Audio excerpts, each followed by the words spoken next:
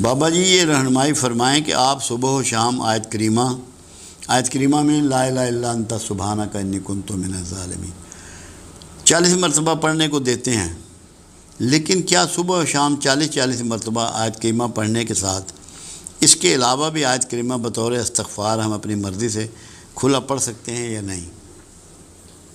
کسی کو کوئی رکاوٹ نہیں ہے، کیونکہ اس کلمے کی اتنی بڑی اہمیت ہے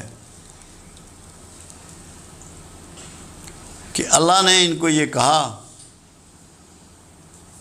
کہ یونس علیہ السلام نے جب وہ مچھلی کے پیٹ میں چلے گئے، انہوں نے مائنڈ کیا تھا ایک بات کو، اللہ نے ان کی امت کے لیے سزا تجویز کر دی تھی اور کہا تھا کہ ان کو سنا دو جا کے، ان کو بتا دو جا کے کہ میں ان پہ عذاب نازل کرنے لگا ہوں۔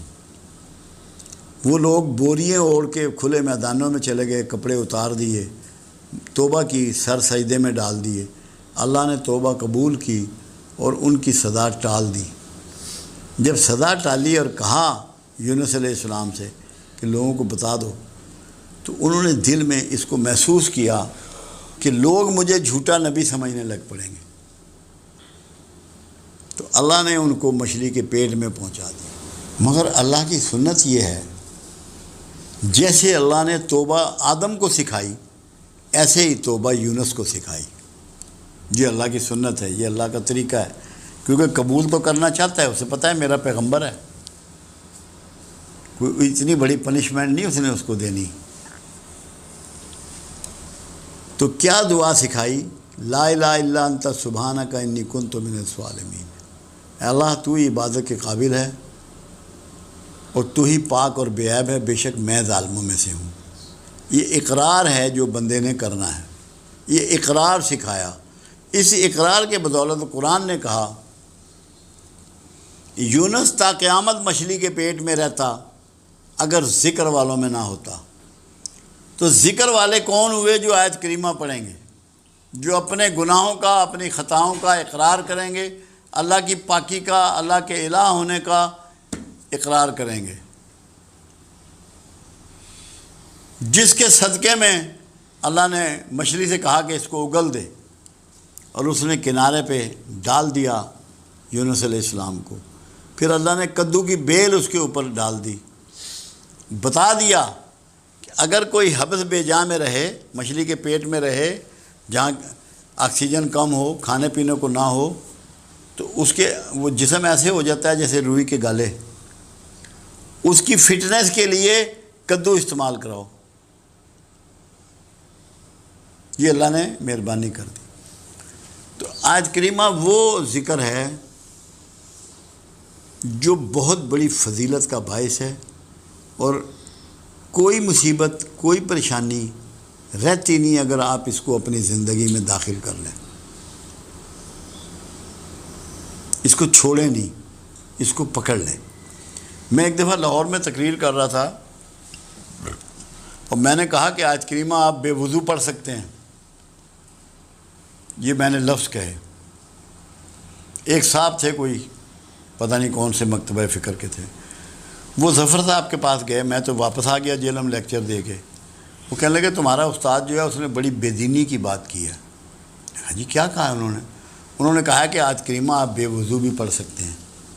میں نے کہا ان سے پوچھیں۔ انہوں نے مجھے فون کیا، مولوی صاحب نے مجھے، انہوں نے ٹیلی فون کیا، کہنے جی یہ آپ نے کہا ہے۔ میں نے کہا محترم یہ تو بتاؤ، یونس علیہ السلام مچھلی کے پیٹ میں وضو کرتے رہے تھے؟ یہ تو پڑا ہی بے وضو کیا ہے۔ وہ وضو میں تھوڑی تھے یونس علیہ السلام مچھلی کے پیٹ میں۔ اس لیے یہ اس بیماری میں مبتلا نہیں ہونا کہ بڑا گرم ہے، بڑا جلالی ہے۔ کوئی نہ جلالی ہے نہ گرم ہے، اللہ کا اسم ہے، اللہ سے معافی اور توبہ کا ایک انداز ہے۔ اللہ نے اس کو اتنا قبول کیا کہ یہ کہہ دیا کہ تا قیامت مچھلی کے پیٹ میں رہتا اگر ذکر کرنے والوں میں نہ ہوتا۔ تو خدا کا واسطہ ہے، اس کو گرم اور سرد اور جلالی اور غیر جلالی ان عذابوں سے بچ جاؤ۔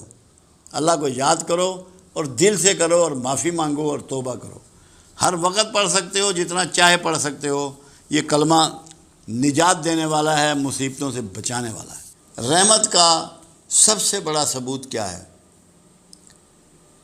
دو باتیں کہی گئیں جو حدیث مبارکہ میں ہیں۔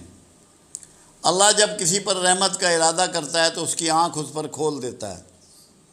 جب اپنے گناہ، اپنی خرابیاں، اپنی کوتاہیاں، اپنی برائیاں محسوس ہونی شروع ہو جائیں، نظر آنی شروع ہو جائیں، تو سمجھ لو رحمت شروع ہو گئی۔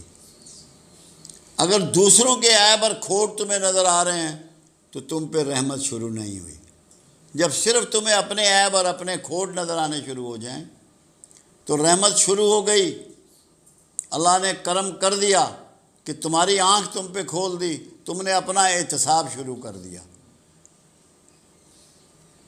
یعنی کہ اس سیلف مانیٹرنگ جو ہے، خود احتسابی جو ہے، یہ رحمت کی بنیادی علامت ہے۔ دوسری بات جو کہی گئی، اللہ جب کسی پہ رحمت کا ارادہ کرتا ہے اسے دین کی سمجھ عطا کر دیتا ہے۔ جب دین تمہیں سمجھ میں آنا شروع ہو جائے تب بھی رحمت ہو گئی۔ اور تیسری بات یہ ہے، جب تمہاری طبیعت میں رحمت عود کار آتی ہے، تمہیں دوسروں پہ رحم آنا شروع ہو جاتا ہے، دوسروں سے ہمدردی شروع ہو جاتی ہے، دکھی کا دکھ محسوس ہونا شروع ہو جاتا ہے، پریشان کی پریشانی تمہیں پریشان کرنا شروع کرتی ہے، یہ بھی اس بات کی علامت ہے کہ تم پہ رحمت شروع ہو گئی۔ جب تمہارا دل اللہ تللے عیاشی اور فحش میں لگنا بند ہو جائے، تمہارے دھیان میں ادھر نہ جائے، تمہیں ٹی وی اچھا نہ لگے کہ کیا پروگرام دیکھنے، کیا ڈرامہ دیکھنا، چھوڑو پرے، گانے اچھے نہ لگیں، فوش محفلیں اچھی نہ لگیں، لاف زنی اچھی نہ لگے، جوا اچھا نہ لگے، شراب اچھی نہ لگے، بدکاری اچھی نہ لگے، یہ بھی علامت ہوتی ہے کہ تم پہ رحمت شروع ہو گئی۔ دوستوں میں تخصیص کر لو، برے سنگیوں کو چھوڑ دو، اچھے سنگیوں میں بیٹھنا شروع کر دو، اچھی محفل میں بیٹھنا شروع کر دو، اچھی کتابوں کا مطالعہ شروع کر دو، مسجد میں تمہارا دل لگنا شروع ہو جائے تو سمجھو رحمت شروع ہو گئی۔ بیوی بچوں کا احساس کرنا شروع کر دو، ان کے حقوق پامال نہ کرو، پڑوسیوں کا دھیان کرنا شروع کر دو، بڑوں کی عزت شروع کر دو، بچوں سے محبت شروع کر دو، تو رحمت شروع ہو گئی۔ یہ ساری علامتیں ہیں رحمت کی،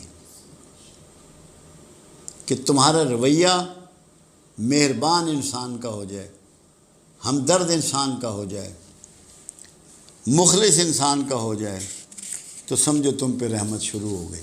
یہ ساری باتیں رحمت کی نشاندہی کر رہی ہیں۔